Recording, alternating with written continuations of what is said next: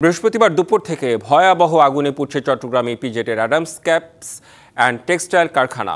এরই মধ্যে ধসে পড়েছে 7তলা ভবনের এক পাশ, আগুন ছড়িয়েছে পাশের একটি ভবনেও। নিয়ন্ত্রণে ফায়ার সার্ভিসের 27টি ইউনিটের পাশাপাশি কাজ করছেন সেনা, নৌ, বিমান বাহিনী ও বিজিবি সদস্যরা। কারখানার আগুনের খবর জানাতে সরাসরি যুক্ত হচ্ছেন সহকর্মী শহীদুল ইসলাম শহীদ। শহীদ, ভবনের এক প্রান্ত ধসে পড়েছে, মানে ভয়াবহতা আসলে বৃদ্ধি পাচ্ছে, সেখানকার নিরাপত্তা ব্যবস্থা সার্বিক বিষয় কেমন দেখছেন জানাবেন আমাদের।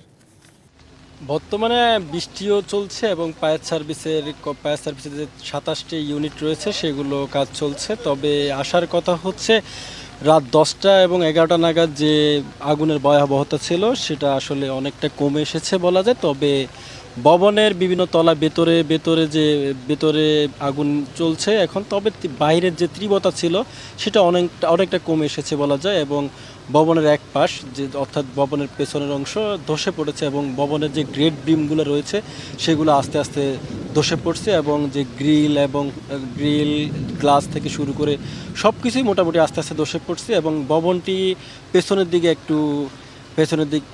একটু হেলে পড়েছে। এবং এছাড়াও যেহেতু ভবনের পেছনের দিক হেলে পড়েছে এবং বিমগুলা ভেঙে পড়েছে এবং ধসে পড়ার একটা সংখ্যা রয়েছে, সেই হিসেবে নিরাপত্তা বাহিনীর সদস্যরা এবং ফায়ার সার্ভিস, সেনাবাহিনী, বিমান বাহিনী যারা অক্লান্ত পরিশ্রম করছেন নৌবাহিনী সহ, তারা আসলে আশপাশে মানুষজনকে ভিড়তে দিচ্ছেন না এবং ভবন থেকে কয়েক মিটার দূরত্বে তাদের অবস্থান করার জন্য জনসাধারণকে বারবার বলা হচ্ছে। তবে একটা কথা হচ্ছে সেটা যে আশপাশের এলাকায় যে পানির ব্যবস্থা ছিল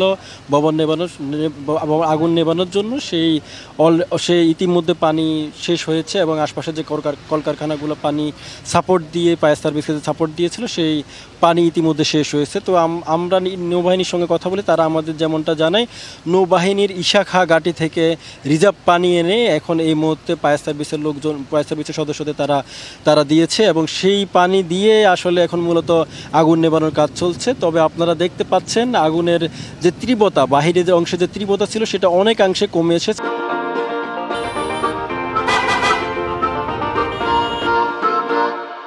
এখন আগুন জ্বলছে ভেতরে, তবে আগুনের নিচতলায় রাসায়নিক দ্রব্য থাকায় এবং আশপাশে ভবনের ঠিক পেছনের অংশে একটা বড় বিল্ডিং রয়েছে, সেখানে যাতে আগুনের পরিসর না বাড়ে এবং আগুন যাতে সেই ভবনের দিকে না যায় সেই হিসেবে ফায়ার সার্ভিসের কর্মীরা তারা অক্লান্ত পরিশ্রম করে যাচ্ছেন এবং অনেকটা এখন পর্যন্ত বলা যায় অনেকটা তারা সফলও হয়েছেন, যেহেতু এখন আগুন বাইরের তেমন একটা মাত্রা দেখা যাচ্ছে না। তবে ভেতরে আগুন জ্বলছে এবং বৃষ্টিও চলছে এবং ফায়ার সার্ভিস, বাংলাদেশ সেনাবাহিনী, নৌবাহিনী, বিমান বাহিনী, র্যাব, পুলিশ সব বাহিনীরই আসলে অক্লান্ত পরিশ্রম এখনও চলছে।